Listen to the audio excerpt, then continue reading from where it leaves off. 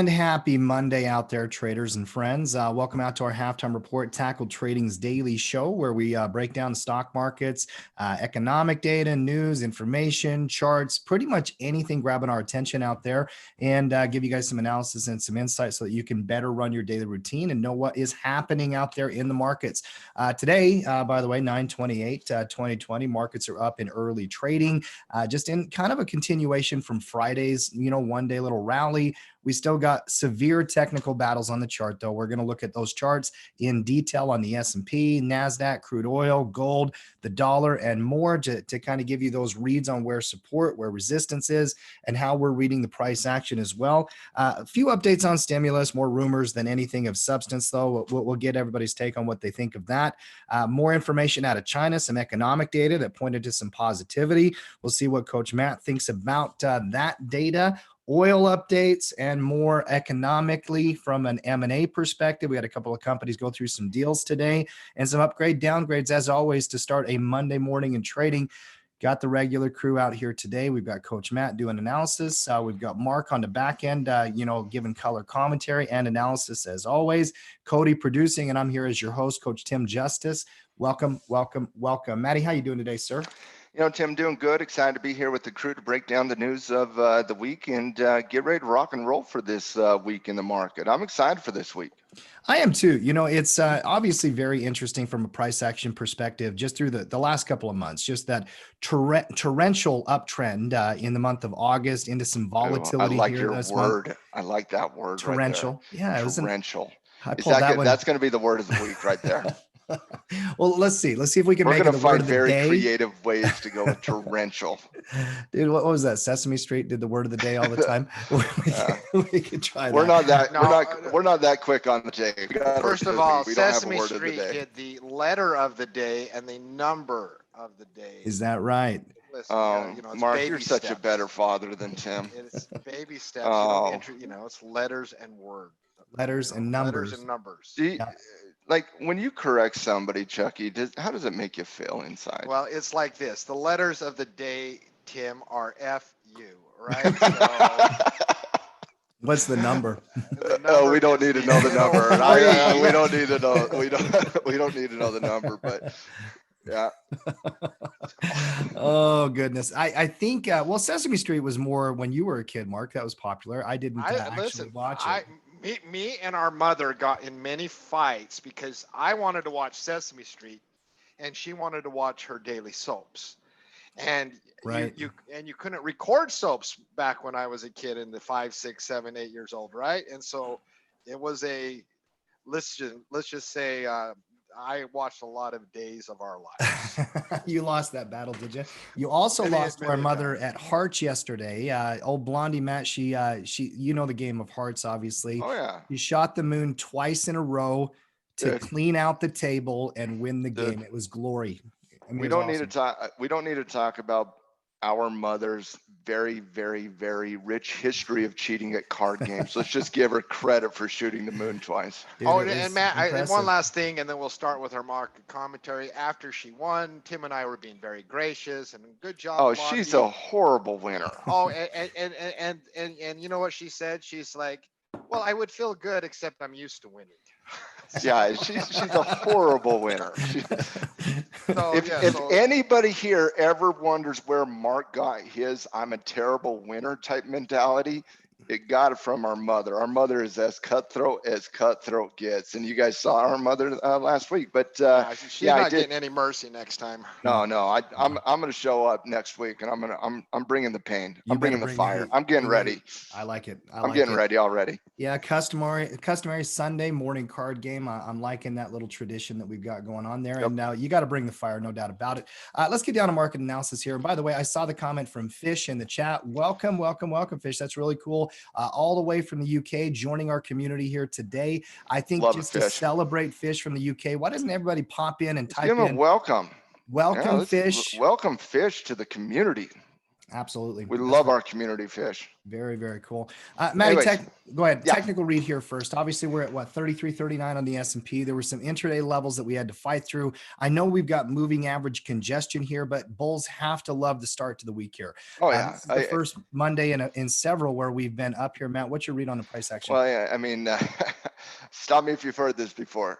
This is what you want to see if you're the bull, right? You want to see that movement to the upside. You want to see that testing resistance zone. And you know, we were sitting in this kind of report meeting on Friday, and we had a very, very lengthy discussion on the marketplace. Obviously, last week the market broke that 3,300 support level. We had a neutral rating on the market, given the fact that we double topped right here at 3,400 by 3,420 by 3,450. We broke that down in detail that week. We had a 40 rating, which is a it's a neutral rating, but it's a bull leaning neutral rating is what it is. It's okay, we want to be bullish, but we need to see something to a confirmation perspective, for example. But we had a very lengthy conversation because you did violate support last week, and you saw the continuation of the short-term bearish downtrend, obviously in a longer-term uptrend here. But you know, that short-term bearish downtrend, you violated that support. Typically that would lead to a ranking that does get downgraded on the week. You got a lower low, lower high scenario is pretty obvious to see from a trend perspective. But we kept the rate. After a lengthy debate, we actually kept the ranking right there at 40 with that slightly bullish lean type rating on the right side of 50. Mm-hmm. And you know, to summarize the conversation, it really was a technical read here. We expected a retest of resistance earlier in the week. And the reason we expected a retest of resistance was really kind of the logic of why we kept the ranking where we did, is because we felt like the market was a little bit overextended to the downside. I'll break that down here in just a second. We felt like that 3,300 by 3,350 level, right where the 50-day moving average was going to be tested. That's what we saw really on Friday with that 3,200 level confirming on the upward movement in price, which is now a support zone at 3,200. But really what the ranking, where we kept the ranking, was based on the technical condition. We talked a lot about the economy. We talked a lot about a fiscal stimulus. We talked a lot about the hypothetical scenarios that have the ability to impact the marketplace. But at the end of the day, the number one form of analysis that I think all of us, you know, at Tackle can really kind of, you know, come to the center on is technical analysis. You know, when you're breaking down fundamentals, when you're breaking down economics, when you're breaking down politics, when you're breaking down geopolitical situations, there's a lot of opinion in that. And, you know, certain opinions I think I trust more than others, but it's still an opinion-based argument. But when you look at this from a technical perspective, I felt it was very, very clear. Where everything else was cloudy to me, I felt the technical condition was fairly clear. And when you're looking at this, you know, just from a pure technical perspective, you go from we'll just say 3587, which is that double top scenario here, all the way down to 3,300. And so you move down about 300 points. You retrace back up into the 20-day moving average right there at 3,420, and then you come down to 3,200. And so you were coming down towards the bottom end of your channel from a potential average yield perspective. And those of you who are not familiar with potential average yield, it's simply a technical way we understand how far, you know, markets, stocks, sectors, currencies, commodities, whatever instrument you're analyzing, we just like to get a visual understanding of how far something can run before it typically forms some degree of support or resistance level. So you're getting towards the bottom end of what is known as potential average yield.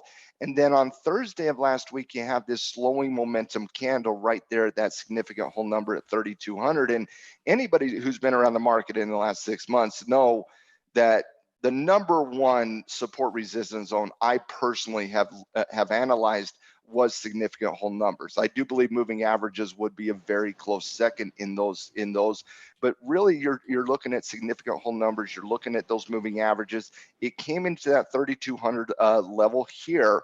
Now let's break that down from an intraday perspective. It comes into that 32 handle on Thursday, shows that slowing momentum, does a quick retest on Friday after the futures market on Thursday night, retest that 3,200 zone on Friday, holds it. Once you get that intraday confirmation of support at 3,200, you come back out to the daily chart and you're like, okay, now that we're at the bottom end of your channel, you have the double bottom on that 30-minute chart, you got to expect a resistance test at that point. And so even though, you know, we kept the 40 ranking, which was fairly positive for the market in this condition, I think it was expected from most of the market participants to see a retest of that resistance zone at 3,300. You broke out of that 3,300 earlier today with quite with some power, with some strength coming into that intraday breakout of 3,300, and now you're testing the ultimate resistance zones at 3,340 by 3,350, and that's right where those pockets of moving averages is. And I think you're in you know, anything with how many days do we have before the election, boys? Did you guys 36, right? Yeah. So I think it goes without saying anything can happen in the next 36 days. It's going to be crazy train nightmare scenarios out there, right? But there's been a herd mentality in the marketplace for the last 6 months. If you can reclaim those moving averages, if you can see the momentum continue, you might see some psychological things happen here where it's like, I don't want to miss out on this last run. I don't want to miss out on this run. I don't want to miss out on that herd mentality. And I don't think we're there yet, but we're at that retest of resistance. And if you do break through 3,350 and you ultimately claim that 20-day moving average, you have to push into bullish territory at that point. You know, Marky, there's a lot of, you know, presumed catalyst as to why the markets are up here on a Monday. There's conversation around stimulus we'll get to here in just a minute. Johnson & Johnson had some thoughts about their COVID vaccine. You had upgrades across the board from a lot of analysts. But really, this has been a technical battle. I mean, even some M&A activity, you know, which is interesting. But the technicals, and I love the breakdown there, Matt. That was so thorough and so very well done. I love the pivot point analysis. Mark, how are you approaching this market here? And how would you kind of break this down for our team tackle out there? Well, I mean, there's a couple charts, and when you get caught below moving averages, right? And it goes back to the same analysis I had 2 weeks ago when we came down to the 50-day moving average and started to lift, and it was like, and it feels whenever you are in this weird consolidation type thing, whenever you have up days, it feels like it's going to break and go to the moon. And whenever you have a couple down days, it feels like it's going to fall to the bottom of the earth, right? And so it can get really easy to get zigzagged with emotions. I'd like to pull up a couple charts to show how I approach the broad market. First of all, let's pull up ETSY, ETSY. And so when you get caught below moving averages like ETSY did, so ETSY's been in this really strong uptrend, right? Like just had a rocket of a stretch off the March lows, just massive move up. But stocks don't go up every day, right? And they don't go up every week, and they don't go up every month.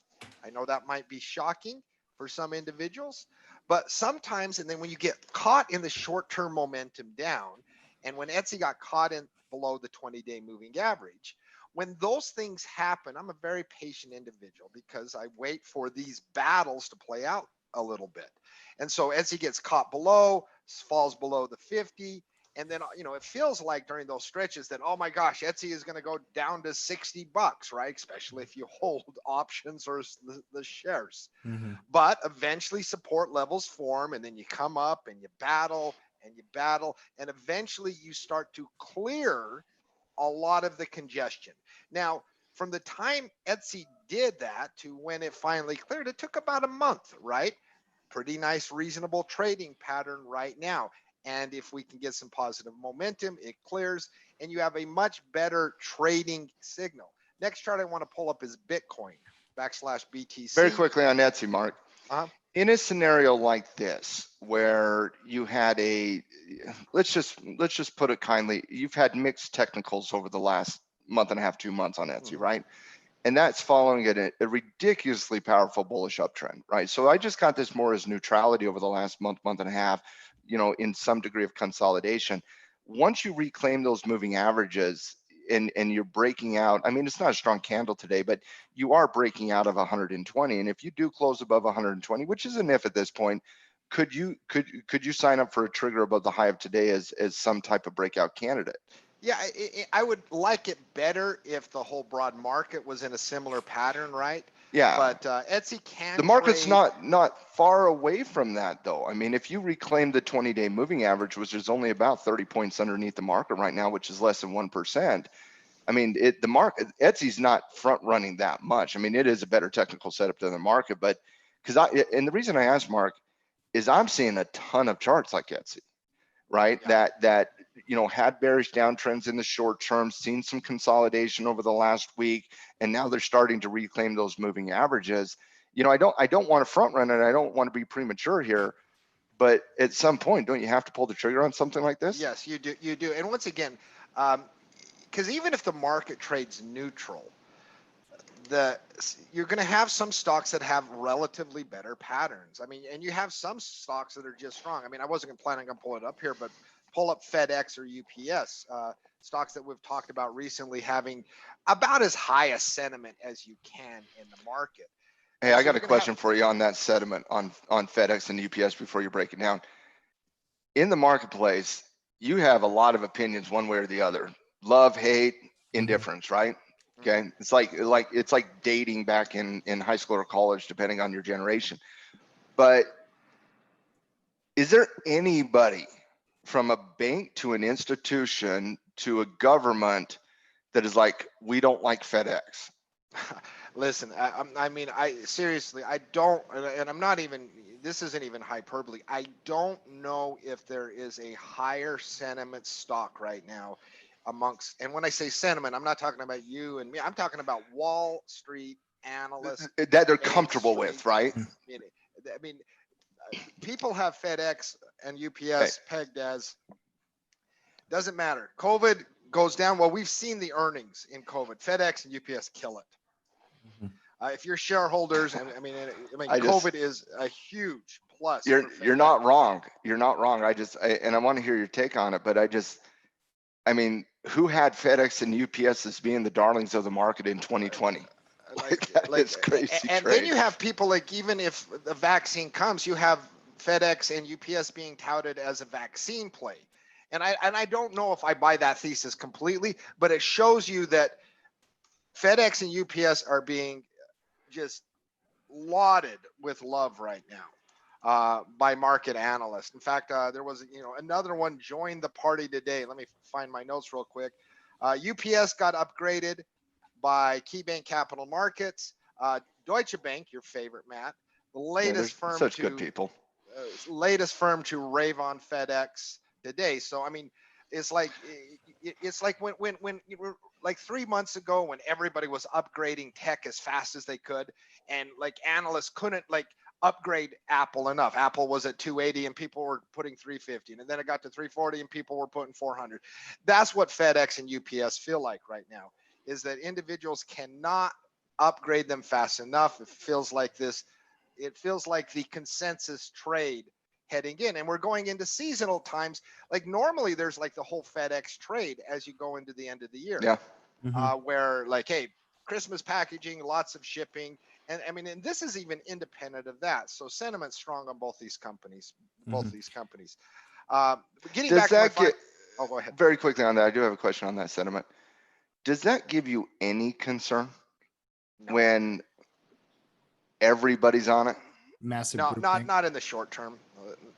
No. So because I see the FedEx trade here, the breakout after consolidation over a month and a half, that's a clean break. You don't have a great candle today, but it is a clean break on the FDX, which is my favorite of the two is FedEx over UPS. But you're picking between two quality candidates here, right? One's not. It's just a personal preference. My personal preference is FedEx here on the trend and the breakout here. But so there's no hesitation I'm hearing from you regarding the quality of the breakouts, because the sentiment is so strong in the short term. Now, in the long term, that when everybody's on the same freight train, it can get ugly.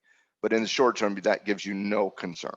Yeah, I mean, in the outside of normal probability analysis concern. No, I mean, I am not a contrarian at all when it comes to this kind of stuff. I'm like, I mean, my whole underlying premise of trading is the more the better, right? You know, self-fulfilling prophecy. Let's all get on that herd breakout. mentality. Yeah, herd mentality is great in the short term when it comes to trading. So no, I actually see it as Yeah, you think herd immunity is powerful? you know, Not as powerful as herd mentality.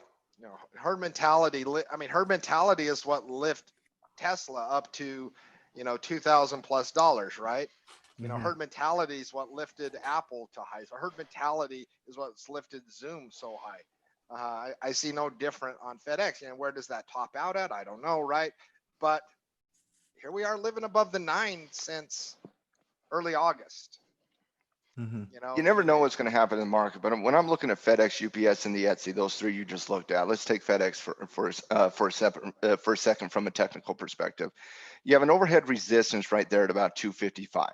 If you close above 255, I personally, in this environment, I have to see confirmation. If I miss out on a run, I'm fine. Who cares? Got to see confirmation. So in terms of that, I got confirmation on FedEx at anywhere above 255 with the trigger above 260 as a momentum trigger. I see that, for me, I see it as cheap risk. And for those of you who are fairly new to us, and not a lot of you guys are right now, but you guys are pro members, Team Tackle and whatnot, I see cheap risk as a scenario where you have an uncertain environment, right? Either fundamentally, politically, geopolitically, economically, you have an uncertain environment, but you see something fairly easy on the chart, and you want to take the trade in that uncertain, cloudy environment. And so when I see cheap risk, when I say cheap risk, what I'm talking about is your trigger is pinpoint on a technical breakout or a retracement, and you're putting a stop loss right underneath the breakout channel. So you trigger above 260, you put a stop loss right underneath the breakout channel at 255, and you choose a strategy that is risk defined. So for those of you who are new, that's what I mean by cheap risk. And in an uncertain environment, you know anything can happen tomorrow, you know anything can happen on Wednesday, but you take the trade in the cloudy environment because the return is substantially greater than the risk is, right? So on FedEx versus UPS, let's play the game, guys. Both stocks breaking out today. Both stocks, you know, obviously UPS, a little bit of a longer term consolidation, breaking out of 167. Which one do you guys like better, UPS or FedEx? And you can choose neither, right? If it's not for you, you can choose neither. Which one would you take, and if any? I would take FedEx. Yeah. This is an interesting question. I'm glad we're bringing it up. Number one, UPS was on our options report over the weekend. Number two, I actually have a trade on FedEx that I took on the pivot confirmation about a week ago. Yeah.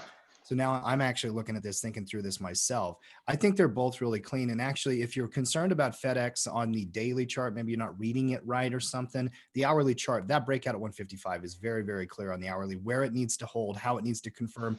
And Matt, I love what you said, that you do need confirmation in this environment. We're still early in Monday's trading. I think confirmation is critical for anybody who goes through trading systems, and that's a step system principle. Long answer, I would take UPS for a new transaction.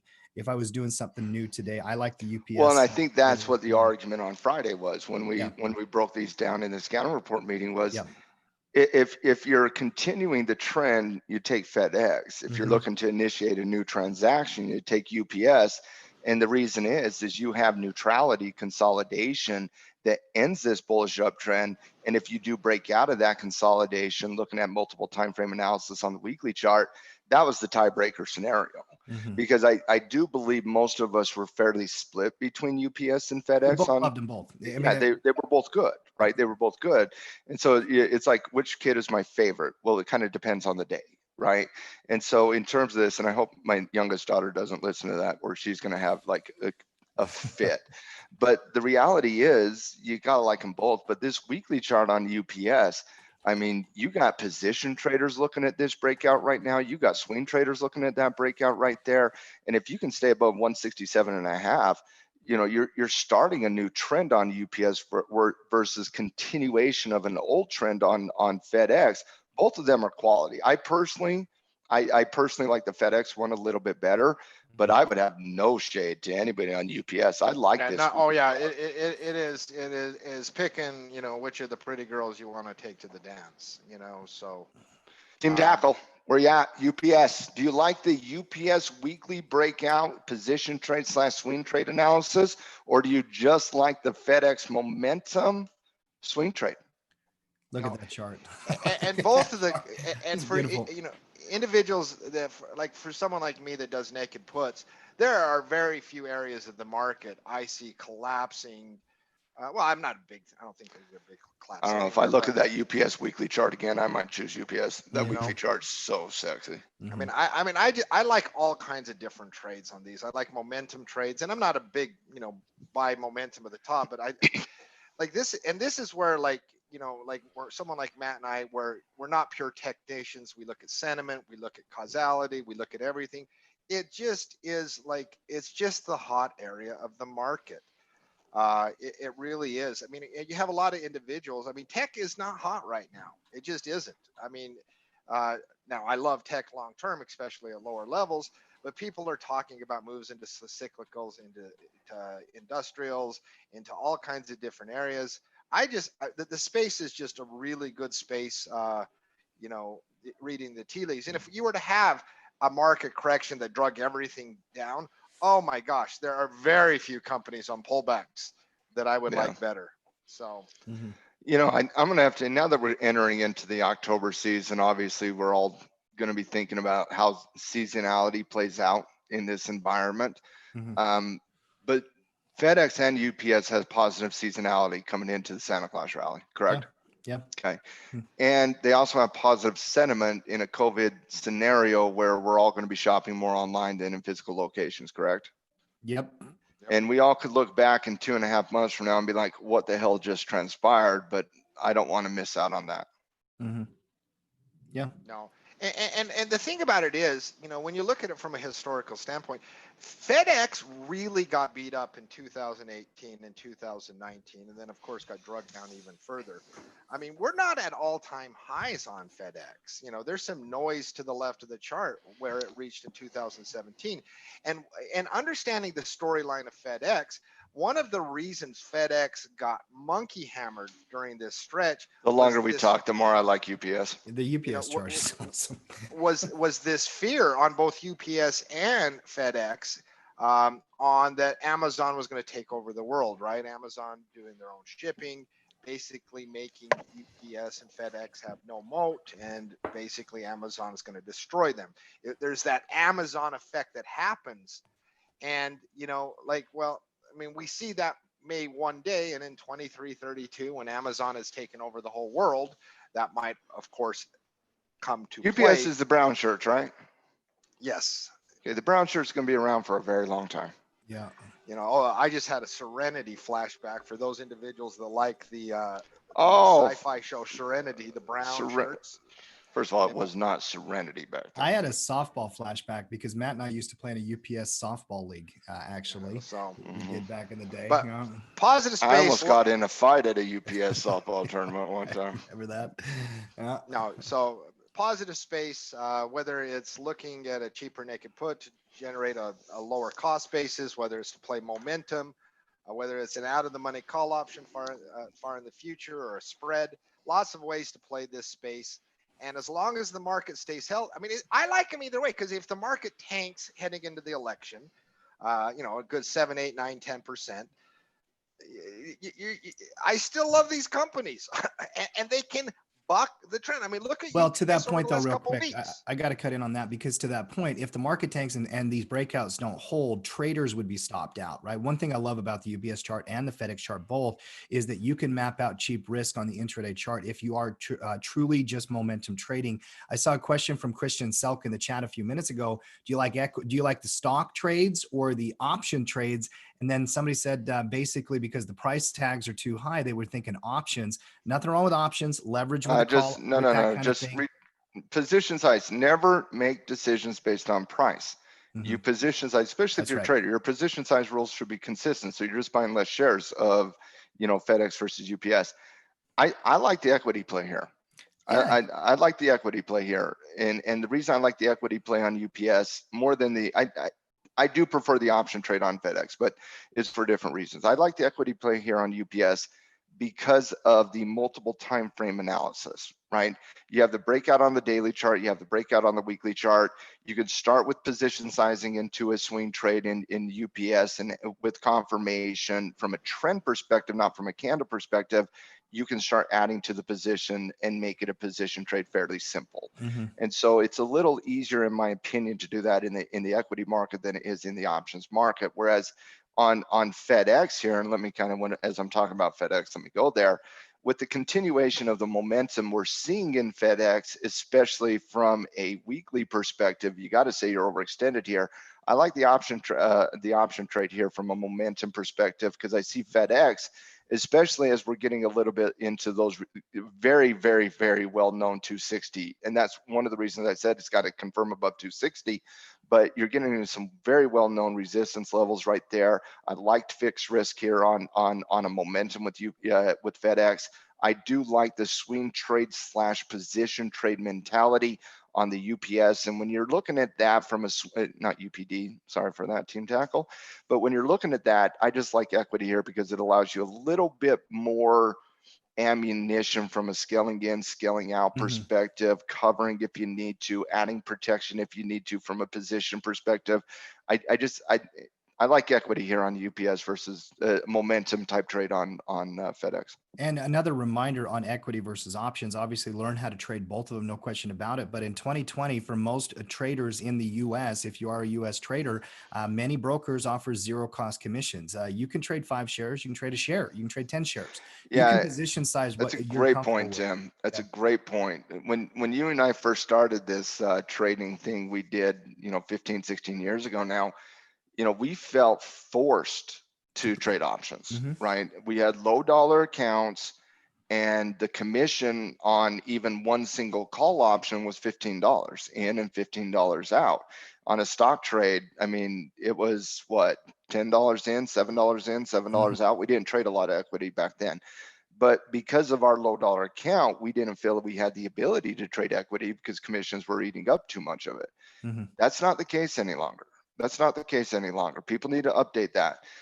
Don't get me wrong, I love the options market. That's my first love in trading, is the options market. But there's not the same degree of logic around options over equity as there once was, now that commissions are basically free on equity trades in the US. So don't shy away from equity. Just make sure position size rules are consistent. Your position size rule in equity cannot be I'm buying 100 shares of everything. That's not how it works.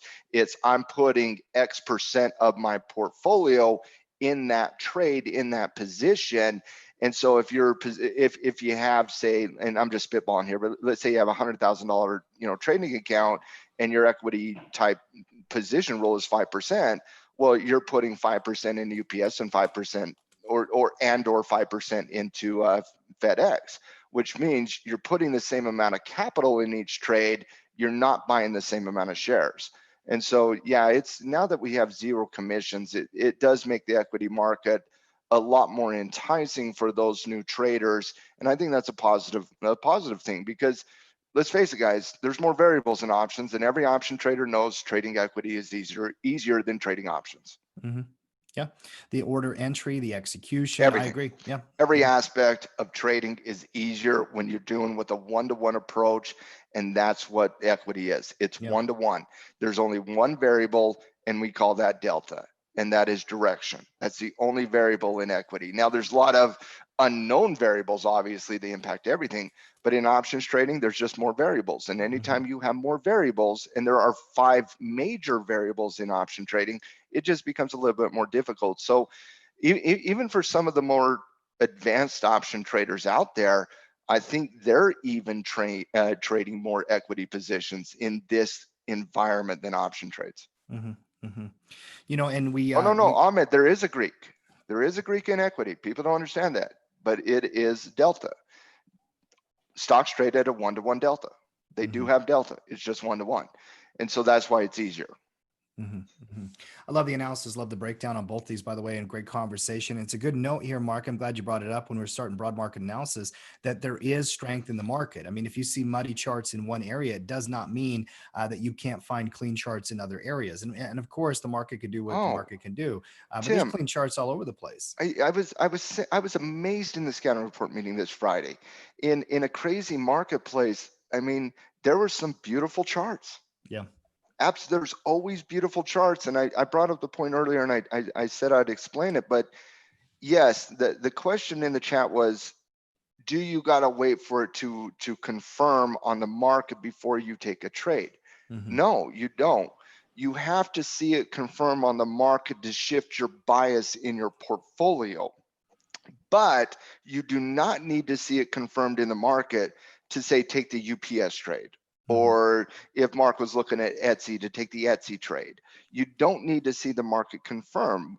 Stocks do trade independently of the marketplace. Now, if the market does confirm, you are more confident in that. There's no doubt about it. But for you to shift your bias in your portfolio, you need to see the market confirm. That does not mean there's not individual trades out there. There are trades to be had. Do your job, but you got to be conservative until the market does confirm. Yeah, So yeah, you and I take think the that's trade, you reduce position size, or choose a more, fixed risk type option trade. and I think that's the key word is the conservative, right? It's like the market confirming and the market trending that can influence position sizing and the amount of trades and how aggressive you are and how much delta you have in your portfolio. But like cherry picking and finding a trade here or there that seem to be holding up even in the face of market volatility, that's never a bad idea. It's just how many chips do you pull in the middle of the table. That really depends on market confirmation. And getting back to market confirmation before we got on our beautiful Fedex UPS thing, pull up Bitcoin BTC /BTC for me. So like in the broad market, once again, you get trapped below moving averages, you break a support level, and then when support is found, you can have some really nice rally. Bitcoin had a couple a 3-day nice rally 2 weeks ago, is having another 3-day Doesn't nice rally Bitcoin off the feel bottom. like the market right now? It really, really does. I And that's mean, why I just, wanted to bring it up. But you yeah. see that like it comes up to that falling 20 a couple weeks ago, gets slapped Mhm. down, comes back down to the relative level of support, now making another attempt. It's just, can the markets V-shape and just go to the all-time highs from here? Sure, that I hope not. can happen. Is it one of the possibilities? Sure. But the more likely scenario, in my opinion, is you come up to layers of resistance, you come back down again, then it makes another go. Like we're so used, and people are so afraid that, oh my gosh, what if it just rockets up to the all-time highs? Hey, if it does, it does. You have a little bit of delta exposure, you have a trade here or there, you make money. But Mark, if before it you does, can get, scale in. yeah, and If it does, scale in. You scale can in. always add to position. Just start small, But and as you get additional confirmation, just continue to scale in. But realize just because we've had a nice bounce off support, that's what it is at this point. Yeah. It is a found support level, tested it for a few days, bouncing strong off of it. We still don't have any stimulus. We still have election jitters. We still have China. We still have COVID. We still don't have a genuine sentiment catalyst where you can analyze beyond short-term intraday momentum and say, yep, this is the reasons it's going to skyrocket up. You don't have that right now. So Speaking of stimulus, though, I mean, there was some positive chatter over the weekend. I believe that Nancy Pelosi, she went on, one of the weekend shows. I think it was State of the Union Face the Nation on or CNN. State of the Union. Yep. Well, And here's the direct quote, Mark. I trust Secretary Mnuchin to represent something that can reach a solution. I believe we can come to an agreement. So, yeah, we do not have a bill yet. there it is again. Mnuchin being the rational person in the room. That's right. Seriously, who had Mnuchin being the glue between Democrats and Republicans in 2020? Dude, his stock has gone up. There's Oh no my question. He's in an goodness. uptrend. I mean, Yeah. is the comparison Zoom? Is he the Zoom of politics in 2020? Dude, I mean, maybe he's the Or is he the FedEx. Peloton? dude, I am 5 minutes away from buying an I Heart Steve Mnuchin t-shirt. Right? Like, listen, in a world of political upheaval where it doesn't seem anybody wants to do anything other than their own political self-interest, both on the left and the right, Steve Mnuchin seems to be this calm. I mean, here I am on September 20. It is 2020. I'm trading Bitcoin and Kodak, and I love Steve Mnuchin. I don't even recognize myself anymore. I don't recognize you anymore, anyways. Because I'm about to say Steve Mnuchin is the calm voice in the chaos. It's amazing. I can't believe I'm saying that, but I believe that. I heart Steve Mnuchin. Honestly, Steve Mnuchin is the adult in the room. I mean, seriously, I'm buying it. Listen, I like to order specialized T-shirts. I never show them because they'd offend half our audience, like most of the time. And maybe, but I'm getting it. I'm getting the I heart Steve Mnuchin. To our Team Tackle trading community, we never try to offend anybody, ever. Maybe never try to. Maybe never. Okay, maybe we do. No, but it is fascinating. But coming back to the market here, Mark, we've done a lot of content in tackle trading history on delta weighting portfolios, and if you're not familiar with that, let's find some links and some whatnot we've done on those topics. But again, adjusting the bias in the portfolio with confirmation of the market, it means something significant to me. Mm-hmm. It means you're not adding put options to protect the retirement account. It means you're looking to adjust your bias from a portfolio strength perspective, which means you're adding equity, you're adding bullish delta. So in any one moment in time, yeah, you take trades, but when you adjust your bias in the marketplace from a neutral, slightly bullish rating to a bullish rating, that means something to the portfolio. And so we kept it at 40 because we have not confirmed yet. But if we confirm, you got to adjust that to a slightly bullish delta. Absolutely. Yeah, there's no question about it. And Dina, I'm not saying trust Steve Mnuchin. He's from Wall Street, for crying out loud. Yes. Okay, we're not saying trust him, but that doesn't change the fact he's the adult in that room right now. It seems to be making progress in the conversations, and Pelosi's comments, were pretty positive. Are you kidding me? The man needs the Nobel Peace Prize on this one. Steve Mnuchin. I mean, not to make this the Steve Mnuchin hour, but one of the reasons I like him is you never hear inflammatory rhetoric coming out of Steve Mnuchin. You never hear him just see him take stupid pictures holding dollar bills with his wife. Yes, I mean, the guy's not going to heaven anytime soon. But he's making progress, right? So I like Steve Mnuchin. Yeah, I have found some respect for Steve Mnuchin, no doubt. I got to find that picture and put it out on there on Twitter, Matt. That was quite the picture that he. It was just not very smart. All right. Not very. Read the room. Some of the other things that were all over the weekend that could have created some of this catalyst, and it might, even if we get more data like this, can't hurt the market. Before you move on. I can't move on from Bitcoin for a second. Sure. Are you interested in any breakout here of the 50-day moving average, guys? You got a clean trade. I think you have to. Yeah, you got a clean trade. It's 11,000. Yep. No, old support, new resistance. You bet. In its question, because I added Bitcoin exposure, when it's hit the bottoms, I believe in my heart of hearts we're going to have a blow off top. Either 2020 or the start of 2021. Well, so I'm absolutely, if I get a technical signal above multi-week resistance, I'm going to give you the number here. 11,115. Yeah. That's your number. It is not buy today because you never buy anything at resistance. I mean, there's maybe like 1 out of 100 patterns where I could say, yeah, I can see why you'd buy above resistance before it breaks resistance. This is not the pattern though. No, horizontal resistance. It's buy stop above 11,115. But listen, you have a higher level of support here. That I don't have it on the chart, Mark, but that does coincide with your 100-day moving average there. You have a short-term reversal that came down and retested support right there at 10,000 that we correctly identified. Whole number, absolutely. Okay, and now you're looking at reclaiming that. If you break out of that, guys, it's easy to 12,000. There's not a lot there to stop you, and then if you can catch, and then in that scenario, and this is like the real bullish technical case, because if that were to happen and you break out of that 11,000, then all of a sudden you have interday moving averages that are all trending up, which have already Mhm. started. You start reversing the daily moving averages, and then it just becomes technical momentum. Can it hold? And Well, and Mark, that's one of the reasons why we've talked so much about the market to start the show, is because you're seeing this on a lot of the market here. Look at the 9 EMA. Look at Mark's girlfriend. Hug it on the downside.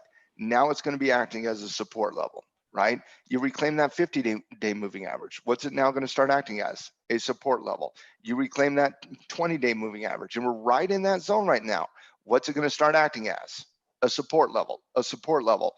So that's why if you can see the continuation over the next couple of days of what was seen from Friday to, you know, the Sunday futures open to today's cash open, man, you're back talking about the momentum of the marketplace. Whereas in the last 3 weeks, all we've been talking about is, wow, trying to navigate the pain a little bit, right?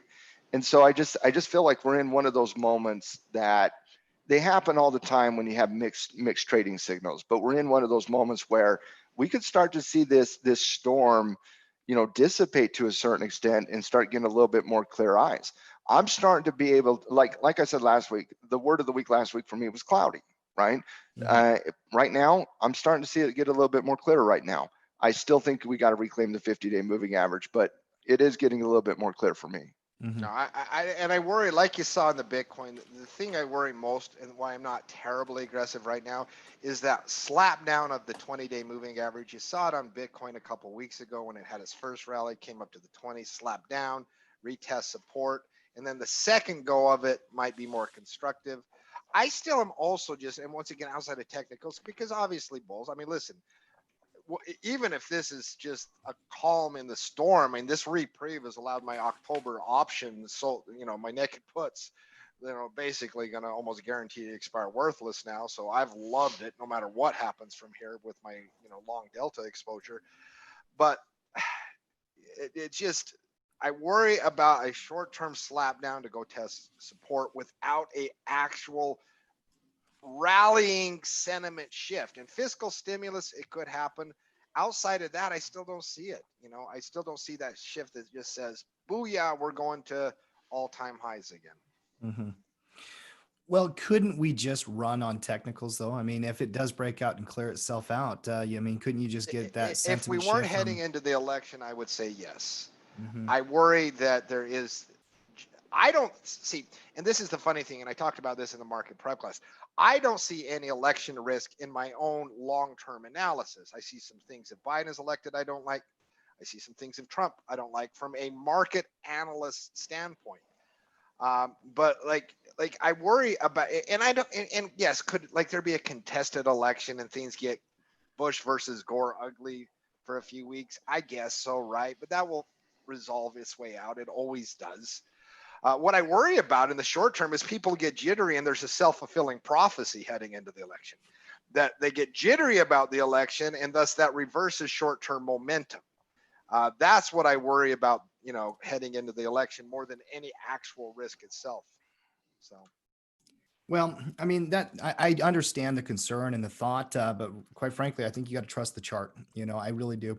I think it's one of those situations where if you get clarity, you got to trust what you're seeing. You do, but I do agree with Mark that there is additional variables this time around. There just is. I mean, you're a blind squirrel that's been delusional for the last 4 years, living in the article somewhere, to not realize there's additional scrutiny right now, and there's going to be additional variables right now. This is going to be an insane 36 days, guys. Politically, it's going to be an insane 36 days. Now, does it have the ability to have that insanity come to the market? Maybe, maybe not. I do believe the market's resilient to these conversations. Let's face reality. The market's been around since what, 1792? It's seen some craziness politically, and it's still kept on going, right? So to me, yes, there's going to be additional variables. There's going to be additional risk. You still take the trades. Yeah. You don't stop doing your job. You still take the trades. If you're concerned about the election risk, that's fine, lower position size, choose strategies that are more conservative based, tighten stop losses, add protection, be more conservative. That's what traders do. They don't stop trading. They just choose more conservative means of trading. They wait for additional confirmation. They don't aggressively trigger. They don't front run breakouts. They don't trade triangles. They don't buy call options. Instead, they wait for confirmation.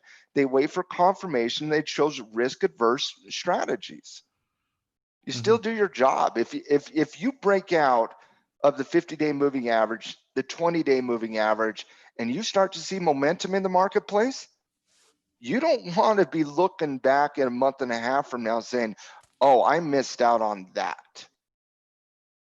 Because this is what happens when signals get aligned, guys. This is what happens, not randomly. This is what happens when your day traders, your swing traders, your position traders, and your investors are all simultaneously looking at bullish trends. What do you think the algorithms, do you think the algorithms are pricing in variables of the presidential debate this week? No. Do you think, and guys, 90% of the market activity on a daily basis is algorithm based. Yeah, no, and the algos, and this is the thing, trust the chart, I agree, but let's not get the cart before the horse. I mean, the upside you do not front run. Yeah, I mean, you have a significant test of a falling 20, and I'm sorry, it is matter. You have not had a descending 20 test in 6 months on the market. 6 months, you haven't had this pattern. Bitcoin got slapped down. I wouldn't be surprised. And even if you start to clear the 20, you got that really significant resistance level that was tested on 4 separate days a couple weeks ago at around 3420 by 3450. Yeah, and so I mean, you got some. I mean, the upside right now on short-term resistance risk. I mean, your risk reward is terrible right now. You have to see it all aligned. Hey, yeah. Go ahead. I'm not saying front run. I'm not saying sell at the money puts to buy out of the money calls. I'm saying you still take the trade. You just choose a fixed risk strategy, and you lower your position size. I love that, selling out of the yeah. I'm not suggesting the trading that. geek in me just loves that, because I do know individuals who are like, if you sell a put and then you can buy a call and it pays for itself. Yeah, I've heard that. Believe me. Oh yeah. Don't get me started. But yeah, and it's great when it works out, and when it doesn't, it's hyper. I'm in such a good mood. You are in a great mood. Nick Foles threw 3 touchdown passes to lead my Chicago Bears to a win yesterday. I don't know what to do with this. This man has no loyalty. Mark is all Listen, in on the I Bears am now. loyal. Okay, not to get on a football team. I'm just a good. I love Nick Foles. Like I'm not much. I love Bruno Mars. I love Prince. I love George Michael, and I love Nick Foles. Those are my men. And Steve Mnuchin apparently. But I love my Bears and Nick Foles. Listen, great. There's only one person that has ever loved another individual more than you love Nick Foles, and they love him for the exact same reasons. And I'm not going to get into the logic of it, but I will say it is our grandmother to my brother Tim Justice. That is the only individual that has loved another individual more than loves Nick Foles. That was so backhanded. By the way, maybe mom. Oh, there was like 1% of our audience that got what I just said, and they are laughing their asses off right now. Oh, that's too funny. By the way, Mark, you are welcome to Bears Nation. We will be singing the fight song at my house every Sunday morning. So hey, Greg, come on over. Yeah, I might be a bigger Browns fan than you right now. I'm rocking in fantasy this year. I just traded. I made some sacrifices. I'm not happy for it. It's like I feel like I sold Apple to buy like GoPro, but I'm rocking the Browns running backs. I'm dual Brown running back in my fantasy. I'm full on board with the Browns. They got it. They got to do something special. Mm-hmm. He is all in, on that Browns running back situation. I am. We won't talk about how he got there, but I feel bad for Bears. No, I sold the Apple to buy GoPro, and I'm hoping for momentum here.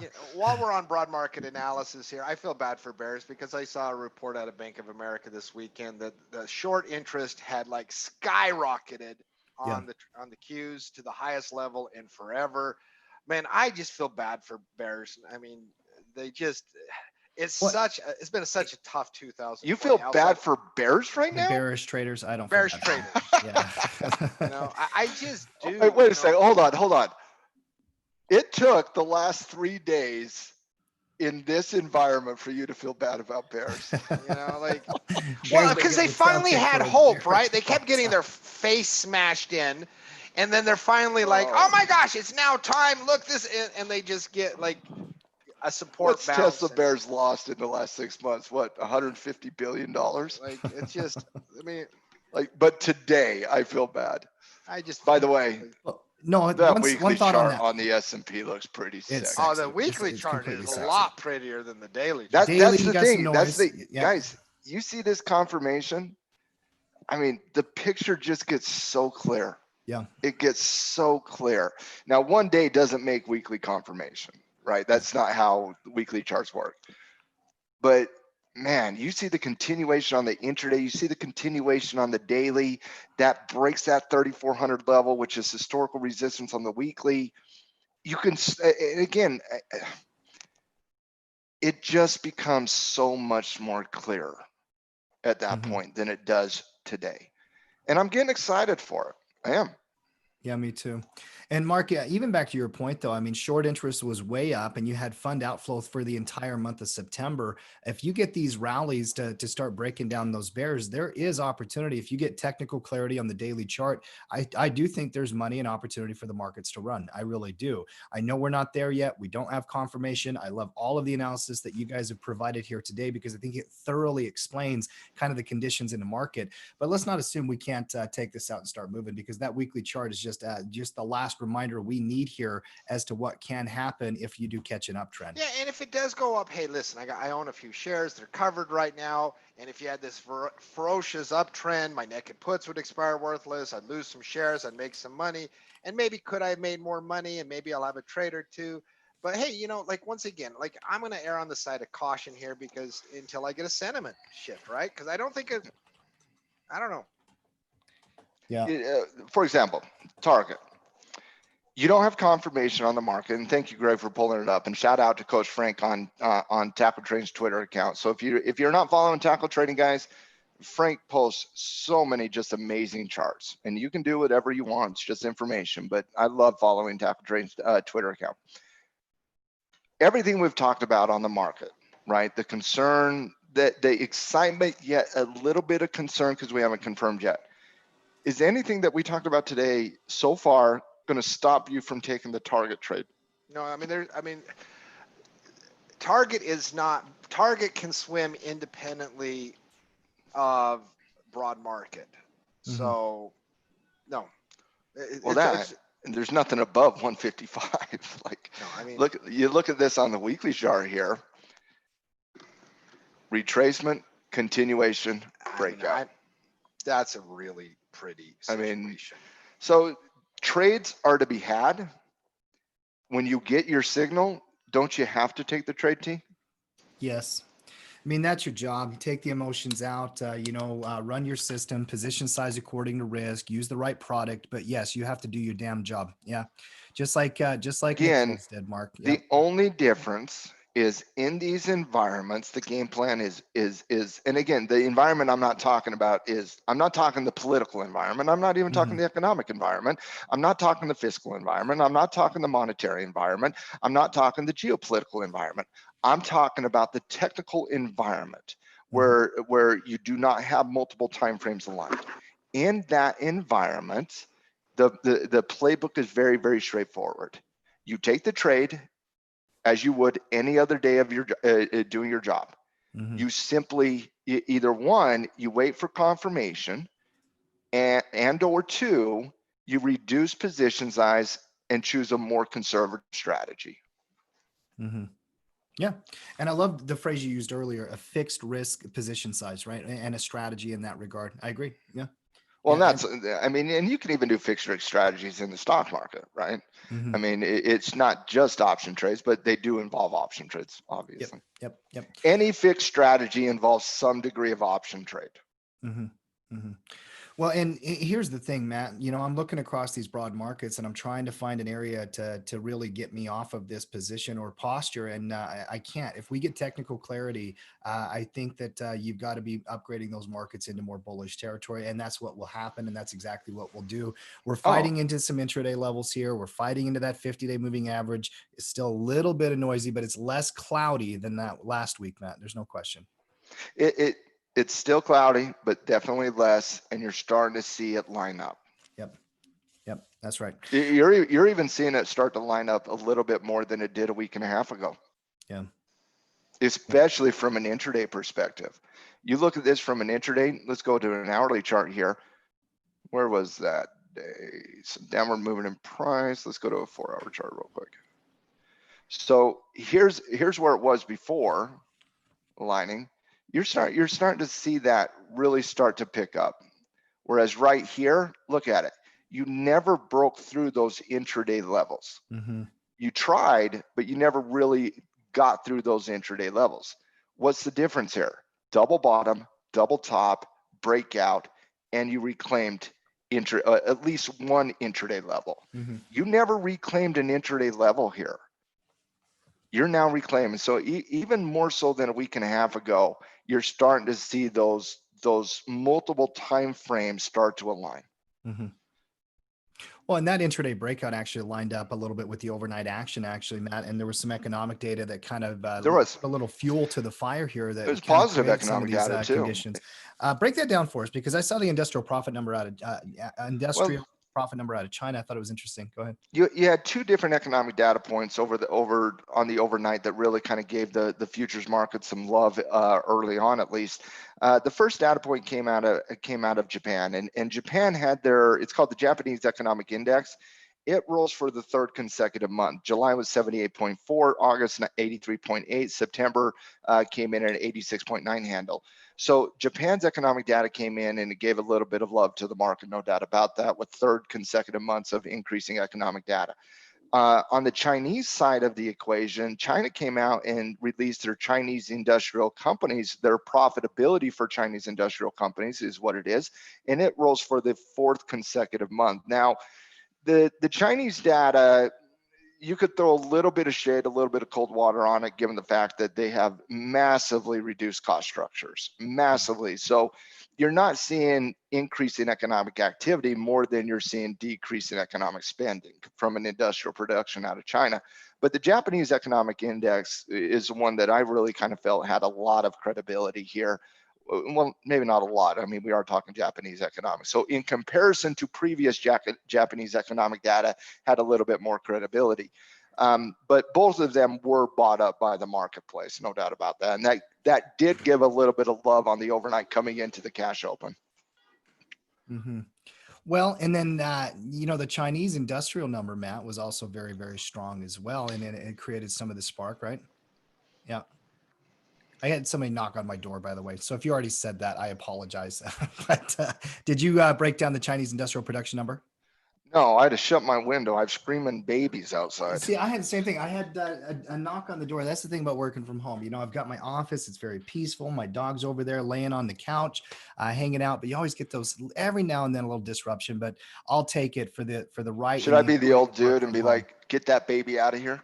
Get that baby out of my office. Should I go be on the old guy on my porch? No, I'm kidding. I love babies. Don't do that. Don't do that. Don't do that. Oh, I went out and looked out and I was like, is that baby okay? There's a baby on your porch, like old school? No, I could hear a baby outside somewhere. No, there's not a baby on my porch. A stork didn't leave a baby and say, Matt, take care of the baby. Yeah, no. Papa Matt. The other one, Matt, was the Chinese industrial. I would take the baby though. Of course. Yeah, absolutely. You'd have to take the baby. Yeah. What was your read on China? Because I did see it pop 20% in August. That was up from 19%, or 19% in August, up from 20% in July, but it was still down 4% year over year. It's being lauded as a very positive indicator, Matt. Again, you're talking the same data I'm talking about. That's not Chinese industrial data. That was the profitability that came out of the Chinese economic data. We don't get Chinese manufacturing data until tomorrow. Okay. So the Chinese manufacturing PMI number is the one we're looking at, and that's a major economic report out of China. Mm-hmm. The one we got today was just kind of the leading up into that Tuesday night economic report. I promise you, we'll break that down on Wednesday, but that's the manufacturing PMI number that comes out on Tuesday night. I see. And those two things did create a little bit of a spark here in the intraday action, kind of led to some of that. Mark, while we're on China, you had several other notes on China that you did want to bring up. This has been something that you track quite a bit. What do you got there, my friend? Oh my goodness gracious. So another volley number 432 by the Trump administration towards China. Trump administration is moving to cut off SMIC, which is Semiconductor Manufacturing International Corporation, China's biggest producer of microchips. So this is not a small little semiconductor. This is their biggest producer of microchips. Threatening cut off them with wafer fabrication sites all across the mainland. Cut those sites off from U.S. made supplies, which would be a huge, massive hit to the ability of SMIC to manufacture. And so, I mean, this is just another volley in which is this constant, never ending string of punitive or hostile actions from the Trump administration. And I'm not casting judgment when I use the word hostile, but they are hostile, right? China, since they've started to do this, has not said anything really, right? Ever since we had the consulate closing in Houston, in which then China closed a consulate in a U.S. consulate over there, every action that the Trump administration taken, China has been very silent outside of some rhetoric from their times. State media, yeah. I think one of the rhetorics out of the state-run media slammed Washington as a ruthless predator today in reference to the TikTok deal. So outside of some harsh rhetoric, there hasn't been any specific action. But the Trump administration, once again, just doing that, like needling, just pushing, cutting China off in a lot of technology areas. And so another huge news story. I mean, it's really massive because at some point, China is not going to say, yeah, just cut us off from everything, do whatever you want. Now, they've been very quiet, right? Now, I don't think it takes, A+ analysts to say that they're waiting to see the election results before they take any action. But if you were to have a Trump victory, and this is one of the market risk I see from the market on a Trump win, and once again, there's Biden risk as well on different things. But like eventually, if Trump wins, China's going to be like, oh, they're going to do something. And whether that's targeting a specific U.S. company, whatever that is, they're just not going to take it for another 4 years because, I mean, they can. These are really significant actions that in a different time period, the market would care about. Yeah, but we did start the show talking about the 36 days left till the election. Most likely they're going to be waiting this out, right? And the thing about it is until things actually happen, I understand the rhetoric. I even understand the actions. This company, Mark, that got restricted, and I believe that you can still sell to them if you get like some kind of approval from the government. A waiver. A waiver or something like that. They're the biggest manufacturer of semiconductors in China. Is that right? Semiconductor Manufacturing International. So obviously news that's noteworthy. The Chinese stock market's kind of stuck in this intraday range. And that TikTok deal news, I mean, it's just another reminder, quite frankly. Until a deal's done, it's not done. Okay. Yeah. And on your daily TikTok news, a judge temporarily blocked Donald Trump's ban on TikTok. So, and that happened over the weekend. It sure did. I mean, a DC judge came in and put an injunction and said, hey, we're not going to do this right now. And so on goes the drama and the saga there. So and dance videos are still allowed in the United States for a few more weeks at least. Yep. Matt, you see anything in the chart here? That reminded me of Footloose, by the way. Footloose? You can dance. That's right. Anything in the chart here you're interested in? On China? Yeah. No. No, I'm not interested in China. And you always buy America over China, always. Yep. But I honestly, China might do something tit for tat, but China's not going to do anything that can't be quickly reversed here. Not until post-election. Yep. Let's keep working through the markets if we can here. Crude oil, gold, the dollar. I know we already took a look at Bitcoin. That Bitcoin chart is very interesting. Maddie, break down crude oil if we can to start. Same thing. Crude is in its consolidation K-trade scenario where it's forming very, very significant short-term intraday resistance and support zones. Like we talked about last week throughout most of the week, we're looking at 39 by the level at 40.5 by 41. And you're looking at a K-trade scenario developing here. I still like the probability to the downside, but you're clinging on resistance at this point. If you do break out, if you break out, I'll personally miss anything if you break out.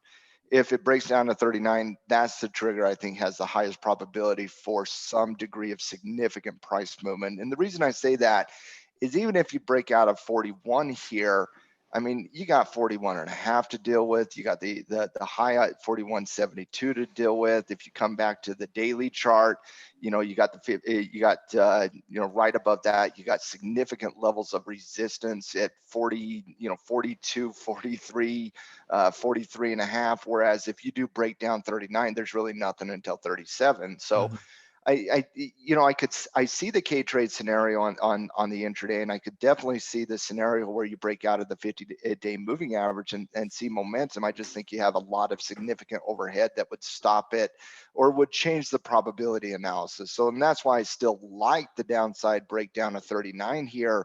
But it truly is K-trade. And when you're looking at a K-trade scenario, your bias comes through. It just does. And my bias is to the downside on crude right now. So I'm looking at the 39 handle.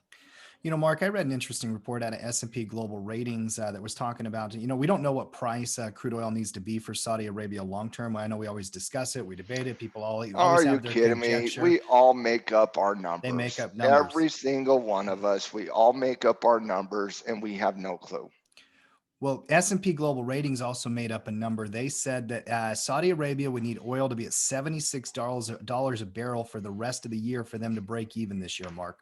That they're going to be operating on huge losses. $76 a barrel for the rest of the year for them to break even this year for the fiscal year. Well, yeah, but you had negative prices. I mean, there was like they were selling at negative prices for 2 months. Saudi Arabia was. Yeah, and so come on. Yeah, and that's a short time, but yeah, I mean, needless to say, oil companies are not going to make money in 2020.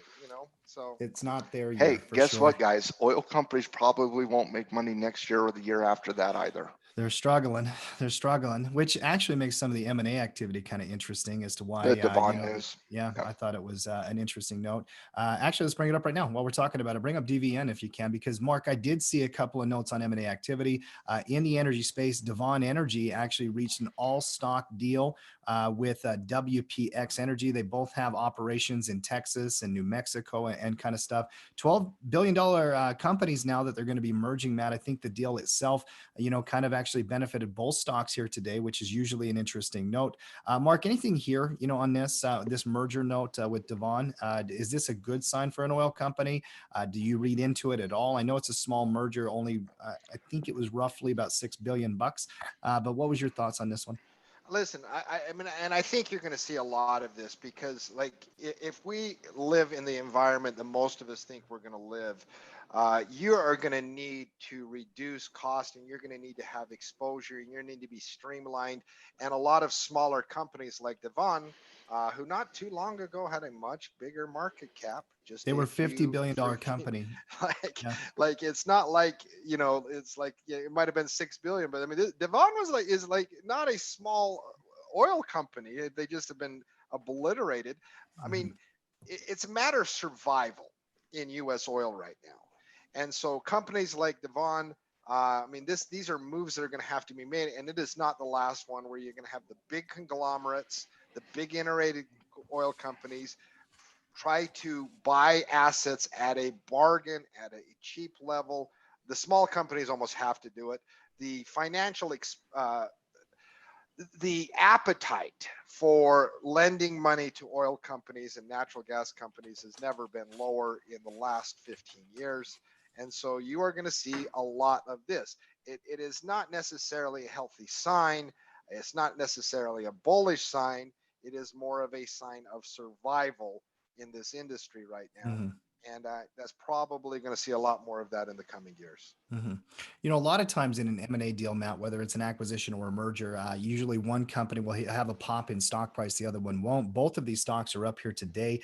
I wonder if that just is the market saying, Are you hey, kidding me? That good is for clinging on anything. Please give us something to give us some hope. some reason to believe that these energy plays might go up. This is bottom fishing 101. That's all it is. Hmm. Hmm. The other, I had another M&A But I note have as zero well. interest in it at this point. Yeah. I do think Personally, we I will don't. see more deals in energy stocks because they're going to have to survive, Mark. Yeah, I think, yeah, but okay, but it needs to be said. There is a difference in the quality of a merger and an acquisition and buying into strength to further your business versus sure. some companies selling on cheap assets because they can't make money. Yep.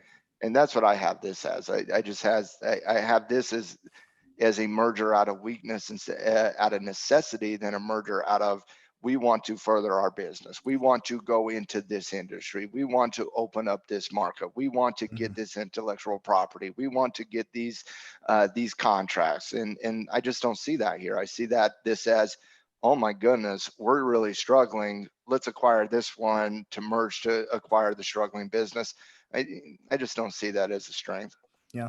Well, and the other M&A deal, I think probably was a sign of strength out of Caesars. We'll talk about that one just in a minute. Mhm. You know, we could even bring it up now, but because we're on M&A, bring up CZR if you can, because the energy stocks, you know, having some kind of merger because they need to survive is different than Caesars buying William Hill when Caesars been in a nice uptrend and they actually bought them out for 2.9 billion, Matt, the Yep. London-based company.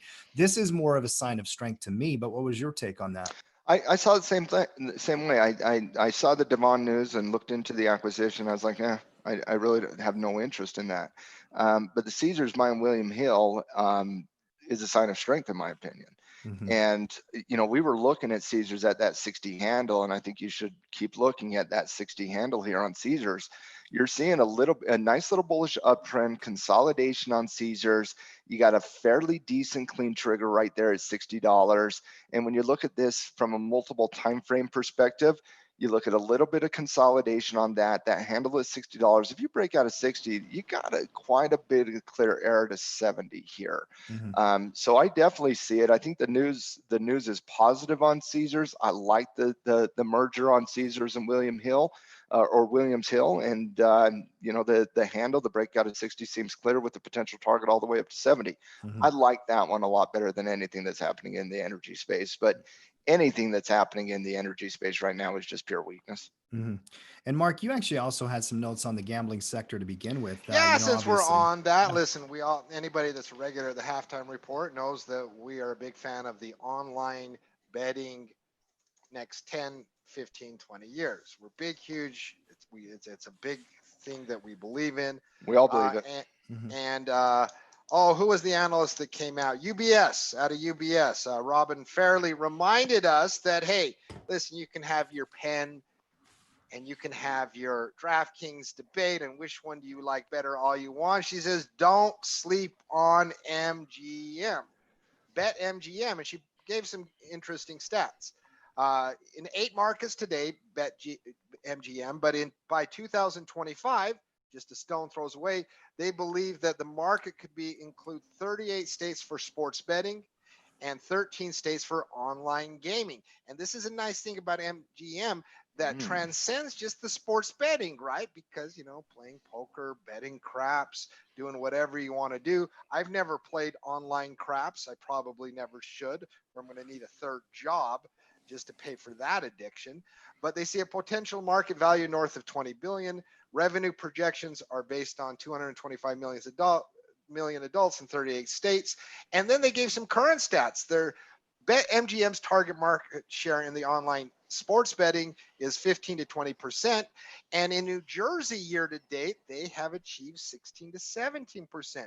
So BetMGM, obviously MGM, a lot of experience in gaming, already getting a good target share in New Jersey.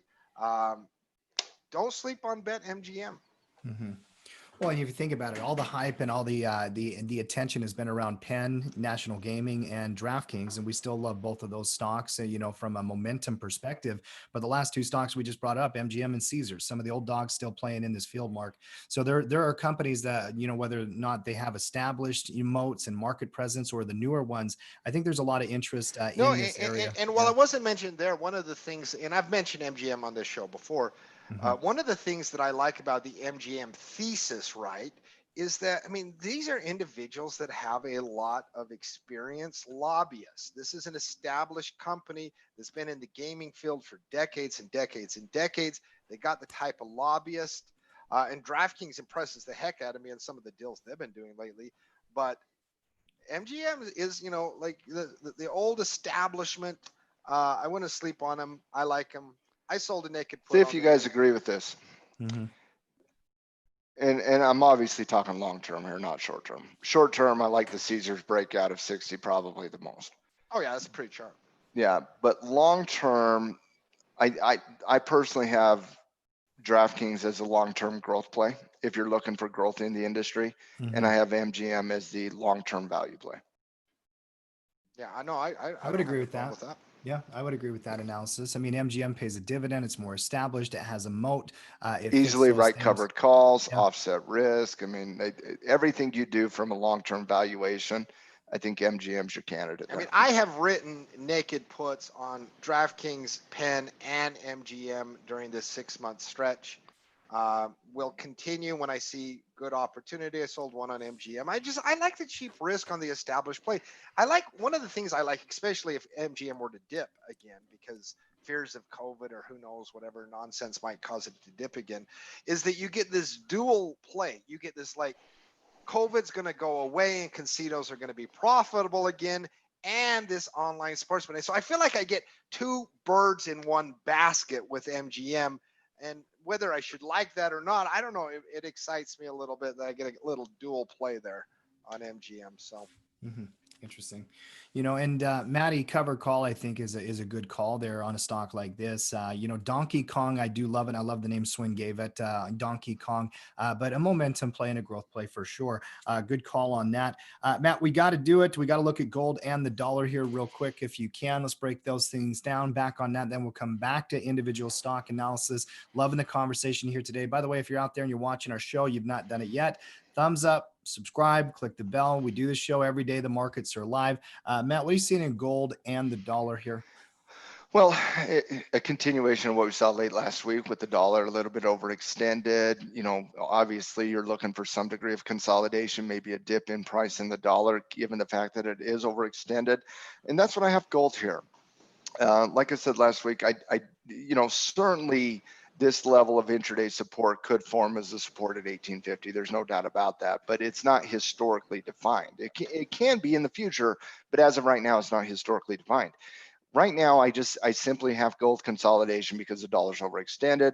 And, news came out today, positive news on the British pound. British pound goes up, dollar comes down a little bit. Gold's going to go up in that environment. But I don't see any new trigger here on gold. I still think that gold might see some downward movements in price, maybe 1800, and honestly, maybe even down underneath 1800. But as of right now, I simply have gold consolidating because the dollar is a little bit overextended. Let's see how gold behaves if the dollar goes back up. Let's see that first. But as of right now, I just have gold consolidating in a bearish downtrend, trying to form support at 1850. There's no trigger here. Okay, gold needs some time to set up to get a cleaner trigger. Be patient, stay away. Long-term investors, you could care less if gold goes down. If gold goes to 1800, I promise you the long-term investors are buying more of it. Hey, Tim, I got a question for you. What gold trading instrument do you have right now? I use GLD, Marky. I like the equity. You don't have that covered right now, correct? I currently am uncovered. I've been debating because this is now could I interest you, because this is one of the debates I've had internally, could I interest you in a November way out of the money something, right? Nothing big, but because I know you don't want to lose your gold, and so I'm going to recommend a low delta. I'm going to recommend the 198 for $95. Yeah, do it. Don't even think about it. With a 12 delta. So if I November, let me think more. If I got it taken, I'm giving it up at 198. Yes. You're giving it up at gold at basically $22 higher. 2,000. So once again, I could for wrap my head around individuals that. that No, do not you do it. for individuals that do not want to lose their shares, like those low delta to give you a little bit, because let's say gold starts rallying in the next 3-4 weeks, you got plenty of space to roll it up and out to a future month. You got all kinds of management wiggle room, right? So can I interest you in a 198 at 95 bucks? I'm interested. I've been thinking about this recently, Mark. I hardly ever cover gold myself personally because I hold it for a different reason. And that's why I have a low Portfolio delta protection. recommendation for you. Yeah. No, I like the idea. And by the way, there's a learning lesson here. You don't always have to sell a 40 delta. You know, if you're a cover call trader, and anybody who's around tackle trading knows we love cash flow cover calls against equity positions. It just helps. I mean, it's a big part of long-term philosophy in my personal trading and whatnot. Using a lower delta gives you more cushion. That way you don't have to worry about having the equity actually taken from you. So I'd be interested. Yeah. I think it's easy. You got gold in a bearish downtrend. You're getting close to 2% on the cover call on a 20 delta, where gold would have to, basically V-shape in the next month and a half for that to even be at risk. And it gives you so many options to roll out. Bring in some cash flow. And if it does V-shape, you're making so much more money on the equity than you are on that 20 delta loss. So right. I don't think it's complicated. I think you're right at Mark, and you don't even think about it. Great idea there, Marky. I like it. So give Tim now, 3 is seconds Tim going to go write to that do call. it? That is the question now, because he doesn't like covering gold. I know it goes against his psychology. I know, that's why I'm curious. Is he actually going to do it? Probably. Yeah, I think it's personally a no-brainer. You bring in a little bit of cash flow, you're offsetting the potential risk to the downside. The probability has to be to the downside here until the trend reverses. I think it's a no-brainer. There's just so much resistance for gold to get above, and even if it does that, Tim, you're happy as a pig, and you know what, because of your equity hold on GLD. So, yeah, I think it's a no-brainer. Yeah, makes sense to me. I like it, Marky. That's a good idea. But here's what I love about it. Here's what I love about the analysis. Everything we said, I do like that. But what I love about it is you're going so far out of the money that you're really not risking your gold equity position. And in the V-shaped recovery, where it just demolishes any type of short-term resistance level, your equity delta is 5 times larger than your option delta is. So. And the 53 days is an interesting note there, Marky. And no, you have to. If you're going to go deep out of the money, though, you have to go more time. You got to get the extra time. That's right. But it's still at that point in the curve where you're going to start to see theta decay. So that 45 to 53 day, I normally like 40 to 45 days personally, but like I will sell options at that 53 because you're still at the start of that curve. Well, 2 weeks, you're not going to get 95. Think about it. The option is decaying right now at 3% a day. That's what the option is decaying right now. So with 53 days in the contract, your option's already decaying at 3% a day on a 20 delta, which is actually fairly decent. You start dropping down your time frame, getting closer to the election, that same strike price option. Hold on a second. Let me make sure I get the accurate option. What was the strike price? 198? Did you say 198? 198. Okay, so the same strike price, you hold that for 3-4 weeks. The same strike price at 198 is decaying at about, right now, guys, it's decaying at about 12% a day. Yeah. So you're capturing the decay at 3% as the option. As the time passes, you start to decay more and more and more. I think it's a no-brainer. I really do. You're still getting a pretty decent return for that deep out of the money on gold, and you don't get that very often with an implied volatility rating of 19.88%. That's usually like the reason I brought it up, I thought it was an easy sell. I like it, Marky. I think it's a great idea. And I love the analysis on the time per day, right? Obviously, the thing about it is when you have the cheaper options closer to expiration, even that little theta is going to rapidly increase the rate per day, 12%. And the thing about it is, and this is the thing with out of the money naked puts that are way out of the money and way out of the money calls covering. You know, $95 isn't a lot, right? But it is amazing the cumulative effect at the end of a year little decisions make on your overall portfolio. Oh, I'm a huge They believer in really, cash. really add up. Yeah, I like it. Great ideas on all fronts, by the way, and a lot of this Listen, gold. if you can add 1% to the portfolio every month on a 20 delta option on gold, you do it. What are we talking about? That's 12% yearly. You do it. Hold on. He's doing it. He's doing it. Sold. He's doing it. And while I'm selling, Mark, Tim, let me sell you on the. Hold on.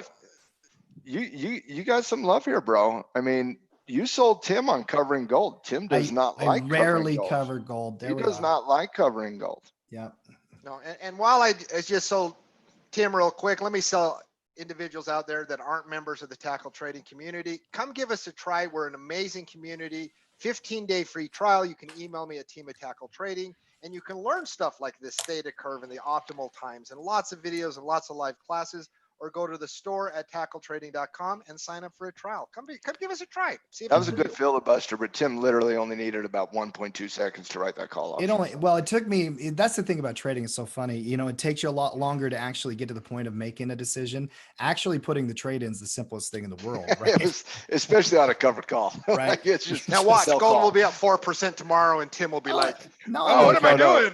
Gold's going to be up 4% tomorrow. Tim's going to be like, you SOBs. No, I don't like you. And I'm like, Tim, it's a bearish retracement, bro. You're good. Psychologically, people need to wrap their head around the idea of a covered call. I mean, if the equity goes up, if the equity goes up like crazy and you get it taken from you, that was the decision you made when you wrote the covered call. It's not a bad thing to have your stock taken. You know, I know there's some emotion to that, right? But if they take your stock, you made money. So that's fine. Yeah, but that's if you go to an island on Lost and you're actually dead, so you don't have to actually make a decision. There is plenty of time for you to do whatever you need to do. If you just have not seen Lost yet, and we're currently rewatching Lost. So. I'm rewatching Lost, and it's a decade old. You take your spoiler alerts and get out of here with that. Yeah. By the way, we don't know that for sure. It's we don't know that for certain. It is subjective, and I am rewatching Lost. Yes, I am. Probably not good. You're insane. I don't think Lost holds up. I don't think it probably does.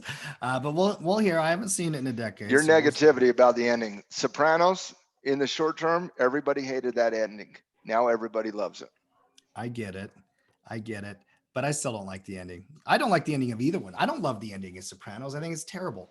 Subjective. It makes you think. It makes you talk. Didn't they achieve what they wanted to do? I don't want. They completely wimped out. All right, we got to change this. Listen, the debate on the Sopranos ending is worse than the debate between Democrats and Republicans right now. We're moving on. All right.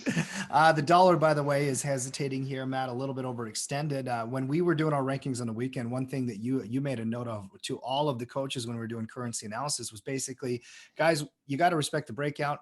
But we're overextended, probably needs a little bit of a pullback. So let's wait to see that kind of development. It did hit its head here, a little bit of a pullback for one day. What's your read on that chart? That was my read. I had the dollar is a little bit overextended, and I felt like the dollar was going to come down in price, and I wanted to leave the ability to upgrade it if the retracement proved down. And right now we're looking at the beginnings of a bullish retracement on the dollar. And if 25.40, right where that 9 EMA holds support, you might see some swing trades on the dollar here. So I just felt like it was a little bit overextended, needed to come down in price a little bit. And, you know, the news that came out in London and the UK today kind of gave it the ammunition for the dollar to come down, the pound to come to go out. But those things happen when you're overextended, guys. I mean, most of the time that same news at support would be gobbled up versus at resistance would be sold off. So I just felt like we were overextended in the short term based on not a lot of actual evidence or Mark, you know, the word that we've been using is that causality or causation. So in terms, I just felt like we were overextended, needed a technical pullback. And so the rating reflects my opinion of the overextended and needed a technical pullback. Mm-hmm. And you're starting to get that for one day. John's coming in, worst ending ever. I'm telling you, the Sopranos, he might be talking about Lost though, because that was less debated. Let's just put it like that. Yeah. We're going to spark something there. The worst ending ever is Seinfeld, guys. That's the worst ending ever. It wasn't great. It was no, it was the worst ending ever.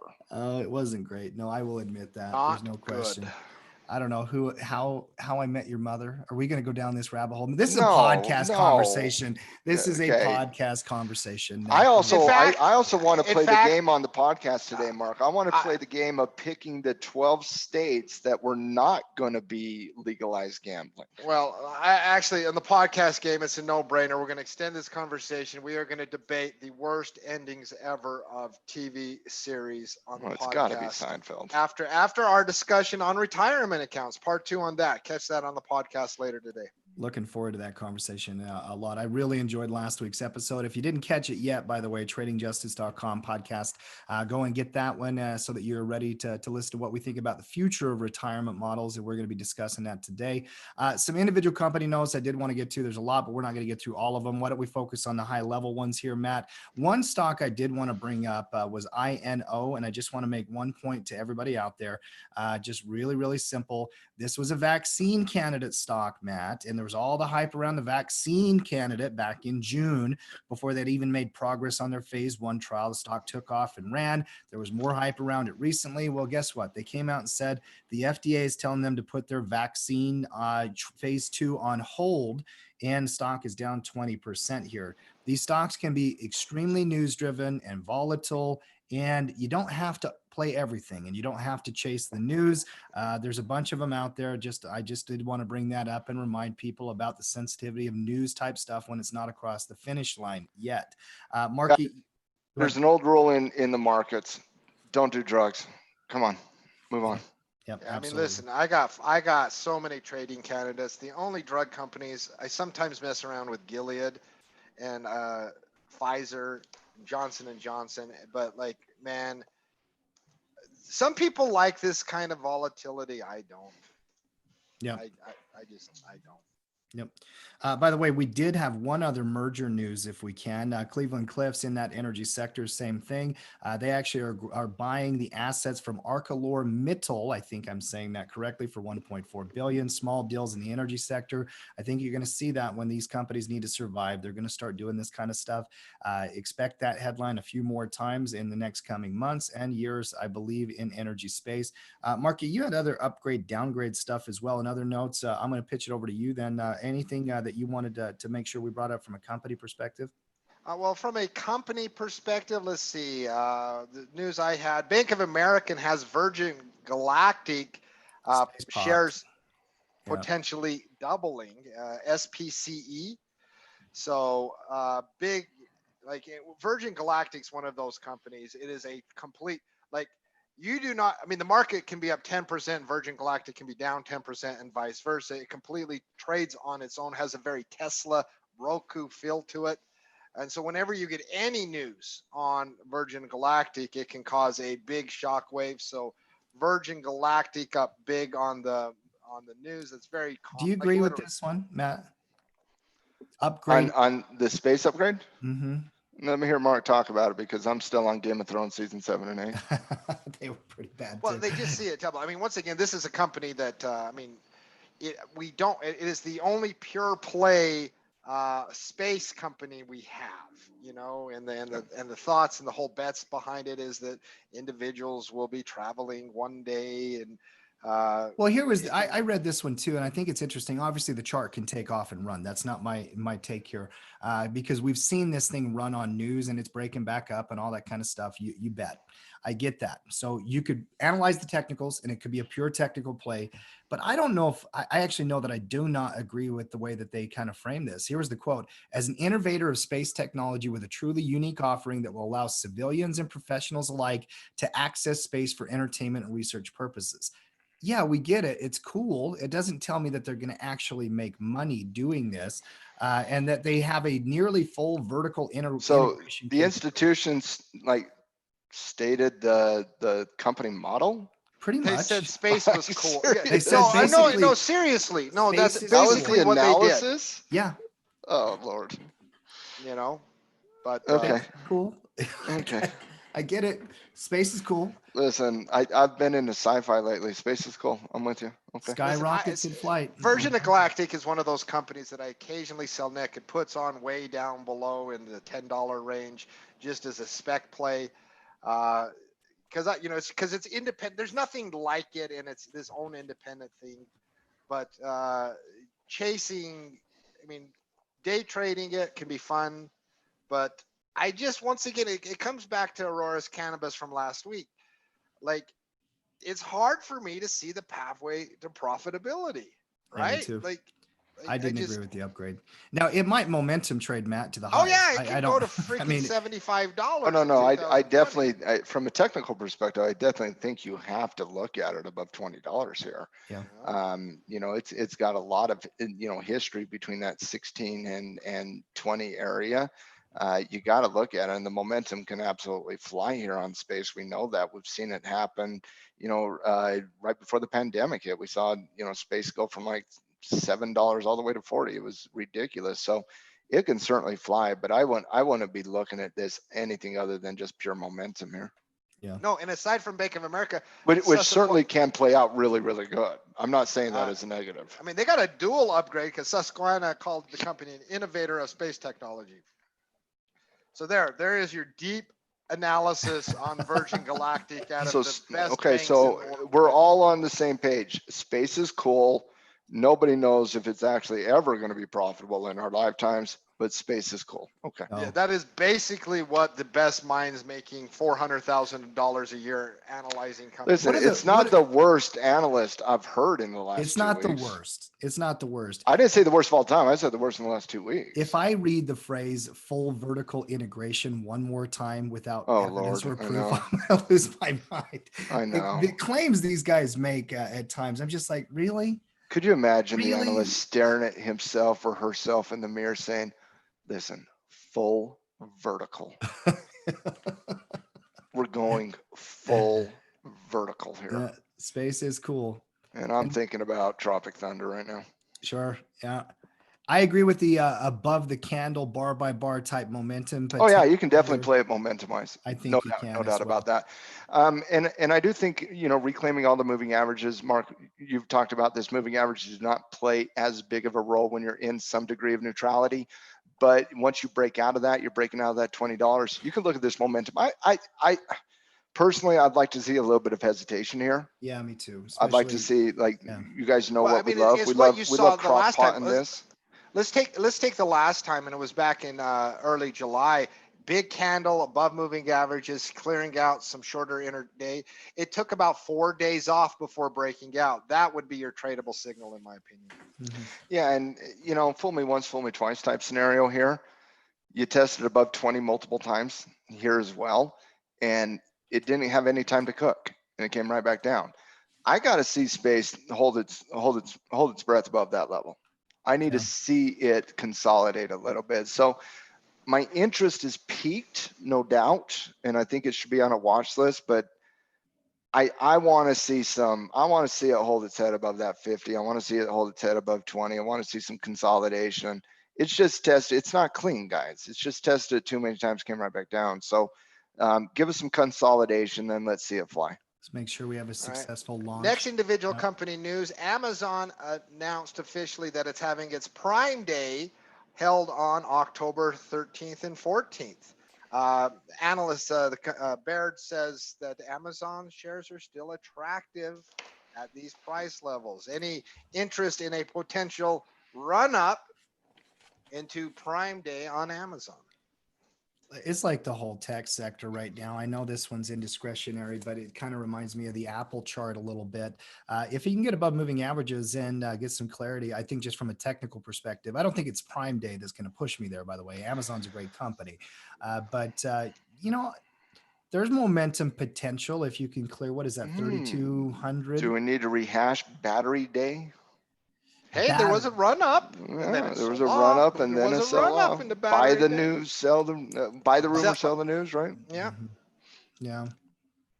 These are just a thing. We're all going to have to get used to all these individual companies being the narcissistic people they are and having a day only about them. Like every major corporation in America is just going to have a day about them. We're not going to do President's Day anymore. We're not going to do Valentine's Day. We're not going to do Christmas. We're not going to do Halloween. We're not going to do any of those holidays. We're just going to celebrate the beauty of the American corporation by giving every major corporation a day where everybody can fawn over them and spend all their money. That's all we're going to do from now on. Mm-hmm, mm-hmm. Amazon Day, not just Prime Day, but we'll get the whole day to be just Amazon. Oh, yeah, the whole day. We just celebrate Amazon. Just Amazon. Celebrate it. Yeah. In the future, Mark, that might be every day, like you've been talking about and hinting for a while. Okay. I had two more upgrades, Mark. I had two more notes. For American Airlines agreed to a $5 billion plus Treasury loan. I mean, airlines seem to be at the top of the chain of love from the government as far as the absolute, we're going to keep you alive. American Airlines, AAL, backed on infinite money. Of course, their debt load now is like $42 billion. Why is the stock up on this news? I mean, I don't get it. AAL borrowing $5.5 billion tells me some trouble that they're having as a company. The stock is rallying, a little pop today, just because they got the liquidity, I guess. I mean, just because they got the liquidity. Yeah. So I mean, they now have debt of $42 billion, but they, it appears that the government is going to give airlines infinite money. I might be wrong on this, but with so many things you can do in the market, why is anybody messing with airlines down here?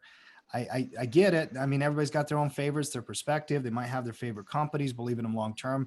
I might just be missing it, Matt, but I don't have any interest in the airlines. It's just not on my radar. Now, outside of bottom fishing, but do you really want to start an investment thesis by if they don't get government bailout, they don't have a company?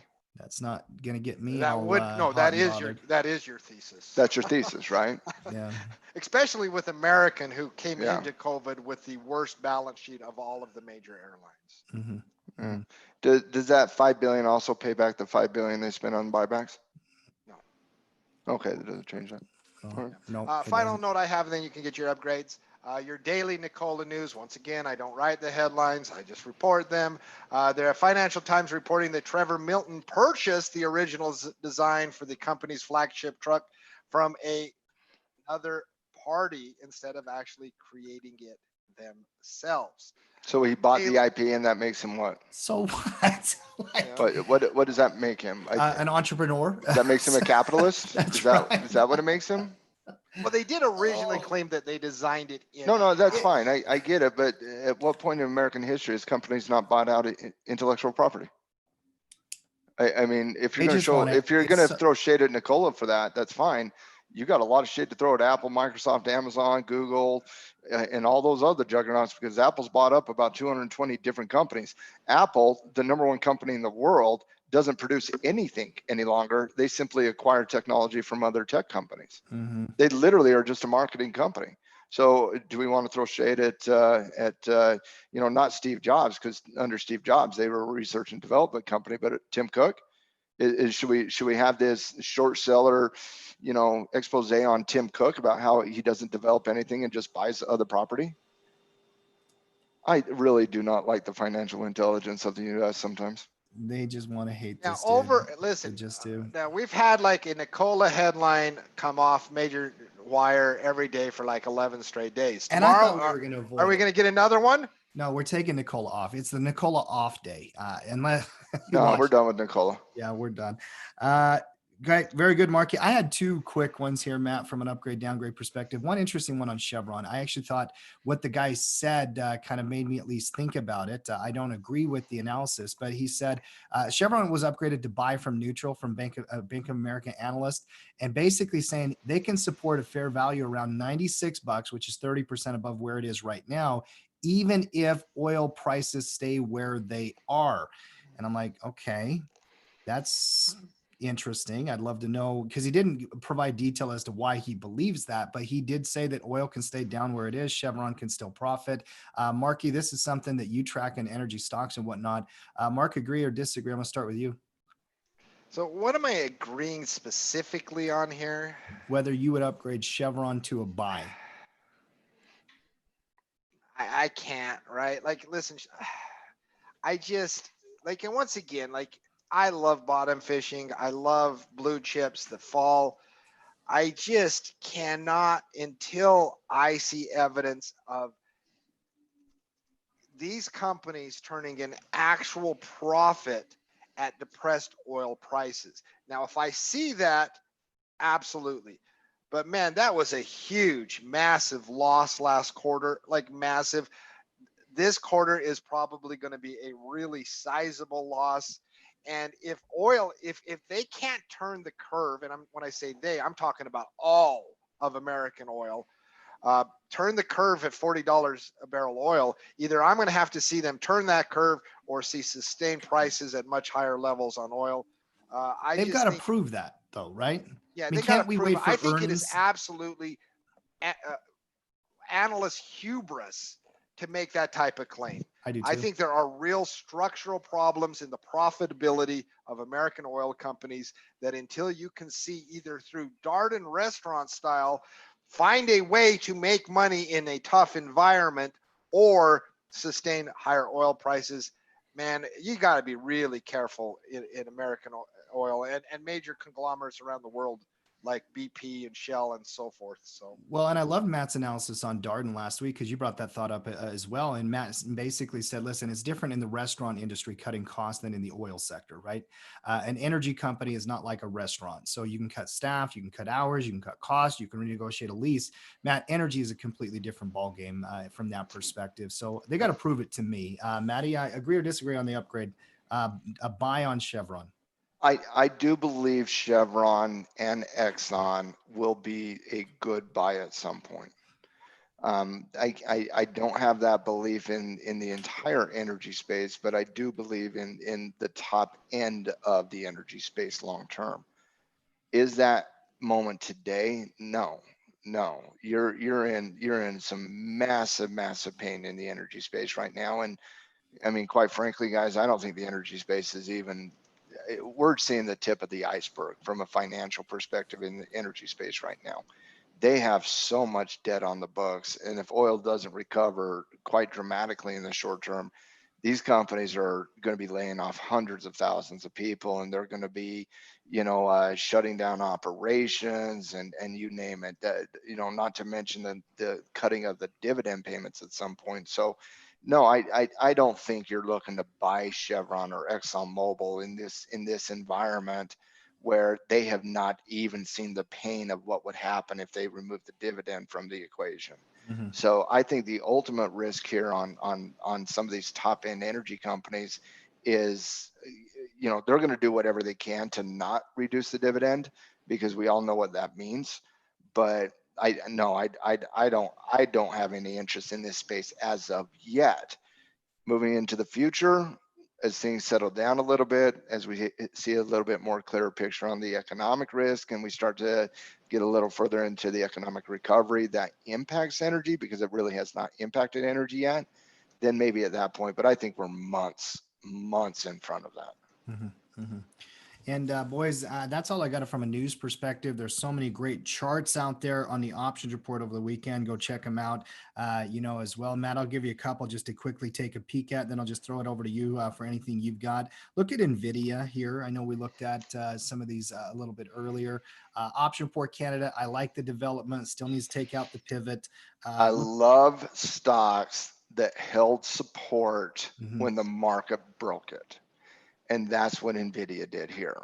Whereas NVIDIA was running very similar to the market here. Look at the freight train in NVIDIA from, later in July. Look what happened in the volatile conditions. Now compare that against the S&P 500.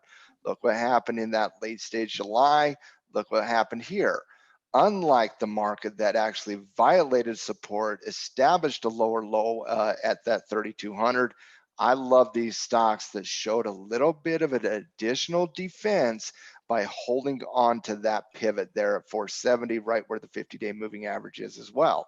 And so I think you got to be interested in these technical, and there's quite a bit of them out there in the market right now, but I think you got to be interested a little bit in a company that held its support channel, whereas the market broke its support channel.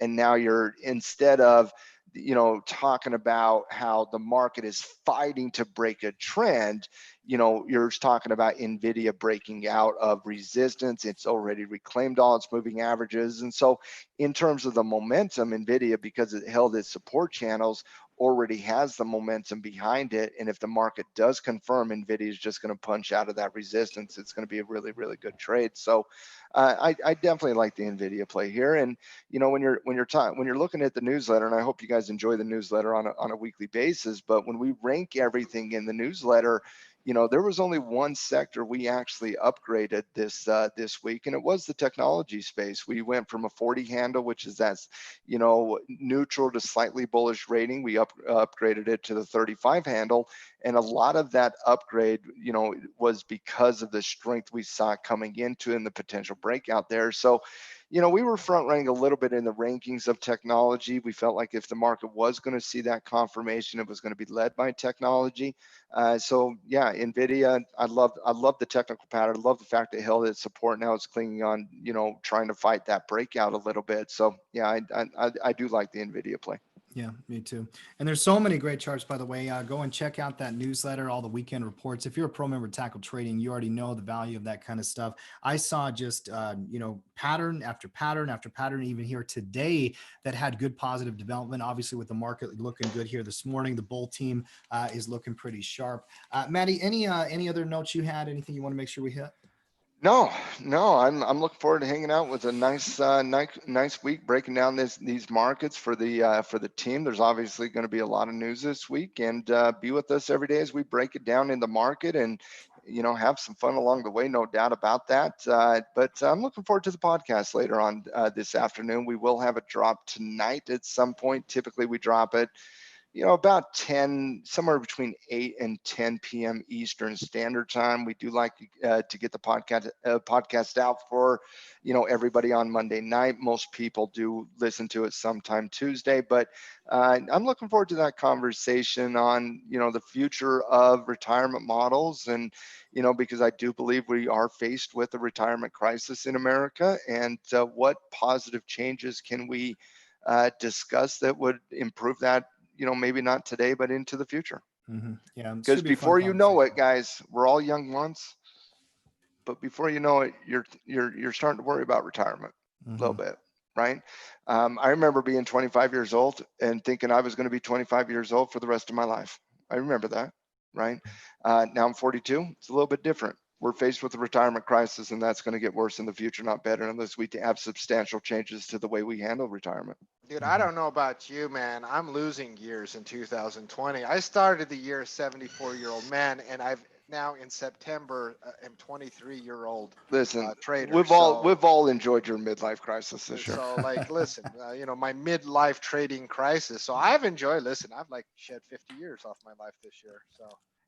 Yeah. Well, before you ask, here's my final thoughts, Tim. It's hard to be too bearish in the market. There are so many different support levels that things could cling to down below. Eventually, we're going to have a fiscal package. It might be February of 2021, right? But eventually, that's going to happen. Eventually, a vaccine is going to happen. The Fed is going to be accommodative at some level, but it's also, in my opinion, hard to be too bullish, too.